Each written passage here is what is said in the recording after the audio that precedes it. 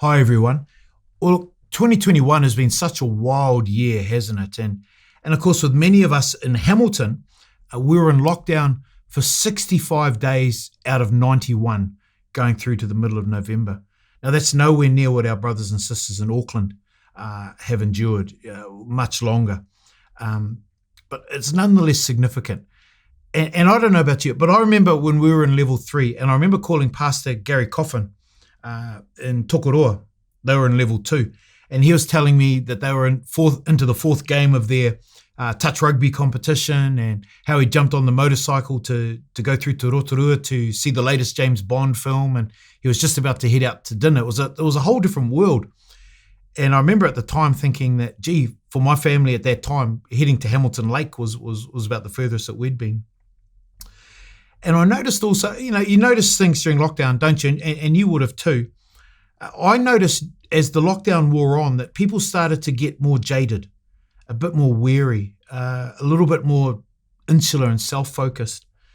I noticed cars pulling out where probably they wouldn't have in the past.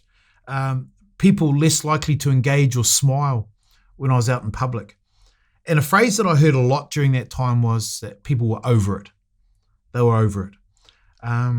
And we understand why, don't we? I mean, it's been a difficult and pressured time for so many of us.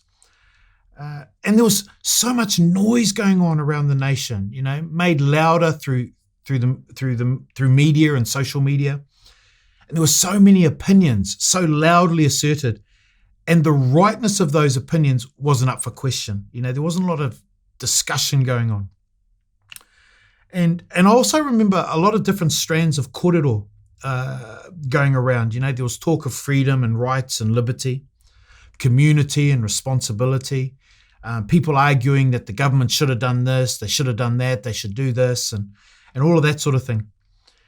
And in such a time of uncertainty, of such vehement disagreement, it's easy, even natural, to be frustrated, isn't it? To get anxious, to be fearful. And I recall for myself, as I endeavoured to shepherd people through that time, but not only that, for myself to try and keep focused and purposed with all the voices that were clamouring around to be heard, adding to the confusion that was sort of swirling around.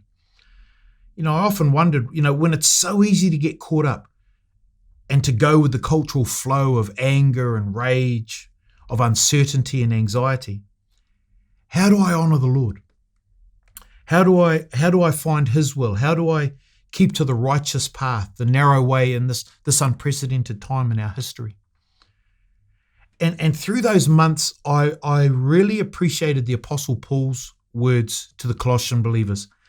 I found them incredibly helpful. They were an anchor point for me, a touchstone in the midst of it all. And in particular, I camped out in the challenge and the certainty that I found in chapter 3 of Colossians. And what I'd like to do today is reflect on these words together as brothers and sisters in Christ, to just reflect on this idea of, how do I honour the Lord in these sorts of times? And so, if you would, let's start in Colossians 3, and we're going to read from verse 1, from the beginning of the chapter. So I'm reading from the New Living Translations, Colossians chapter 3, verse 1. Since you've been raised to new life with Christ, set your sights on the realities of heaven. Or you might know some other translations say on the things above, where Christ sits in the place of honour at God's right hand. Think about the things of heaven, not the things of earth.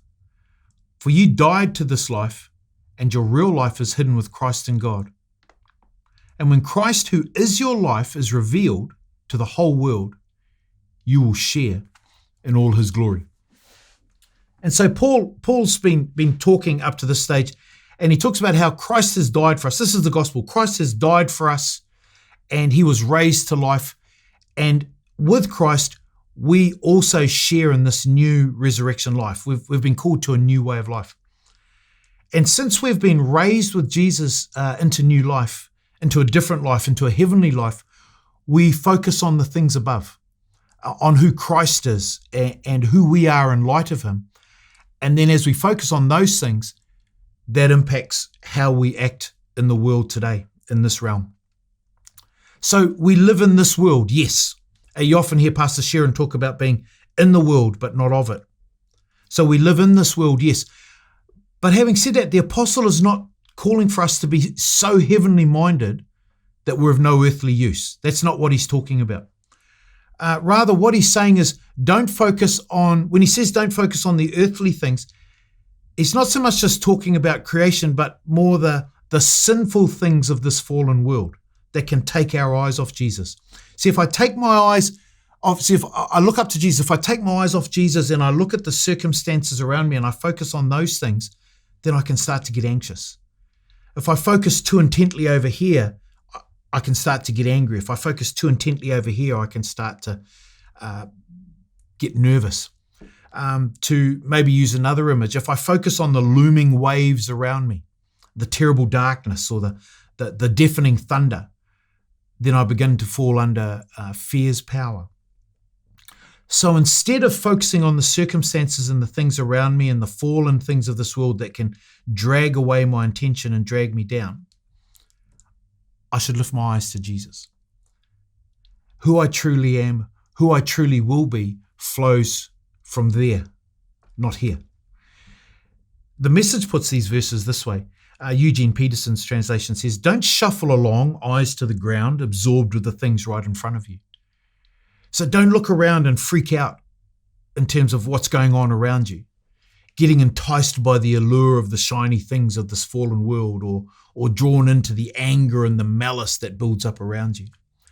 Rather, we're called to lift our eyes and to see things from his perspective.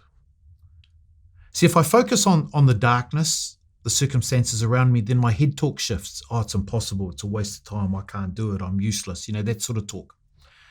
But if I raise my eyes and I look to Jesus, I get a different perspective. I can do all things through Christ who strengthens me. All things are possible. I'm created in the image of God. I'm fearfully and wonderfully made. Perspective changes. Comfort can be received. Peace flows. Power flows. Love flows. Those things become possible. So to seek the things above is to daily hold fast to Christ at the center, as the center and the source of all of our joys. To look to him, to praise him, to rise above the toxic smog of this world's perspective and to see things from his perspective, to live in this resurrection life, this new life that we've been raised to, walking in his power, loving with his love. But in order to do that, I have to lift my eyes. It's a whole new default that we need to practice. Let's read on here. So we've got to lift our eyes to see the things above. But let's read on from verse 5. Let's read on from verse 5, and we're going to read down to verse 9. So, put to death the sinful earthly things lurking within you. Have nothing to do with sexual immorality, impurity, lust, and evil desires. Don't be greedy, for a greedy person is an idolater, worshipping the things of this world. Because of these sins, the anger of God is coming. You used to do these things when your life was still part of this world. But now is the time to get rid of anger, rage, malicious behavior, slander, and dirty language.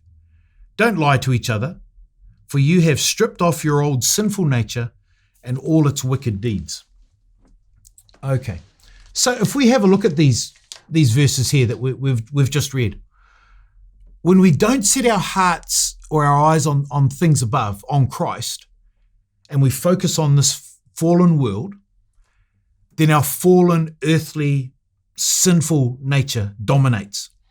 And so if you read through this passage, see verse 5, Paul says, put to death the sinful earthly things lurking within you. He's talking about the sinful, fallen, broken things, as opposed to the things of heaven when we raise our eyes to Jesus. Greed is worshipping the things of this world.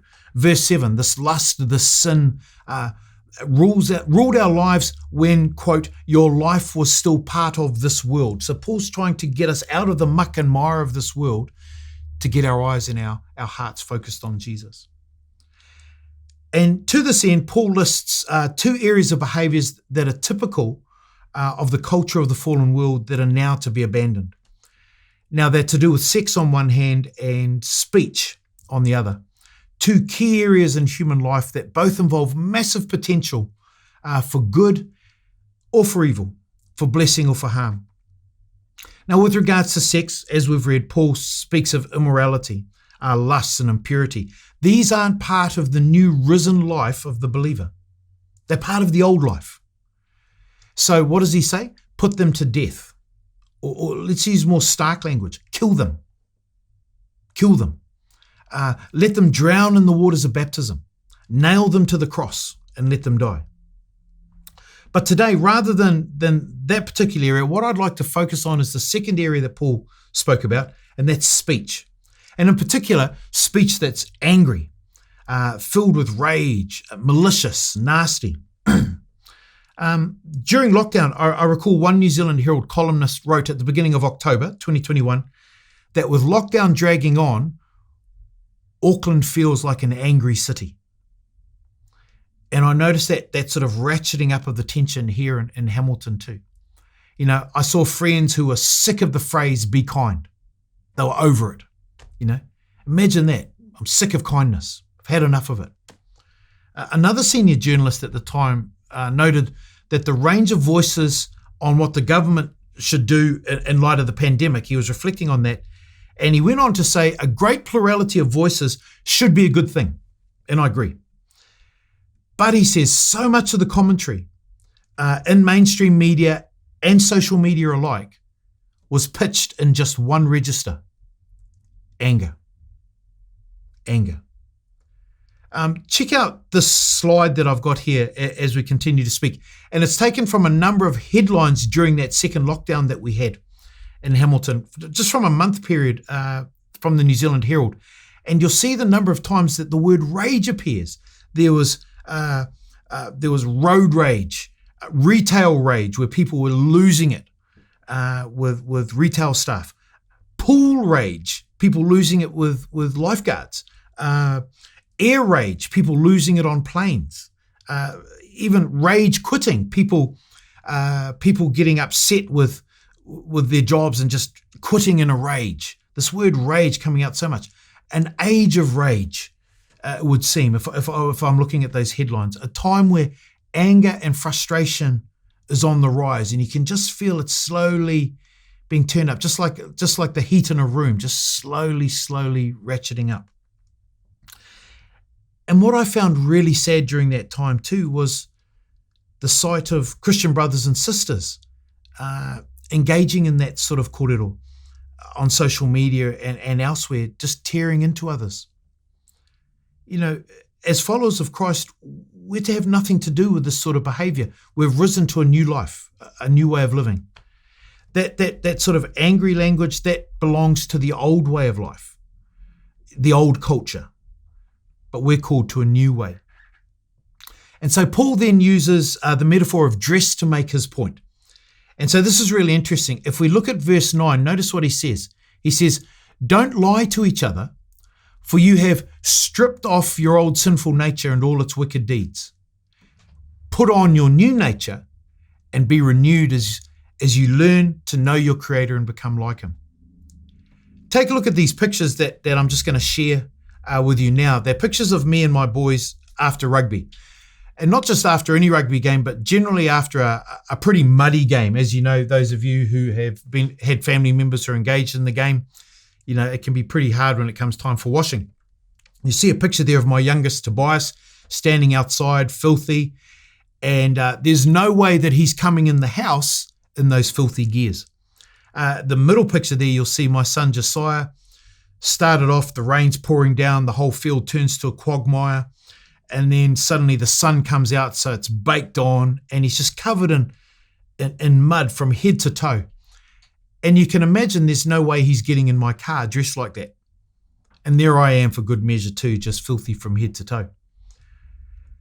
Here's the thing. So dressed like that, that's fine for the context of a muddy rugby game. But there's no way you can dress like that when you get in the car or go home. You have to strip off that filthy gear and put on new clean clothes. Why? Because that muddy, filthy rugby gear is not appropriate for the new context of home.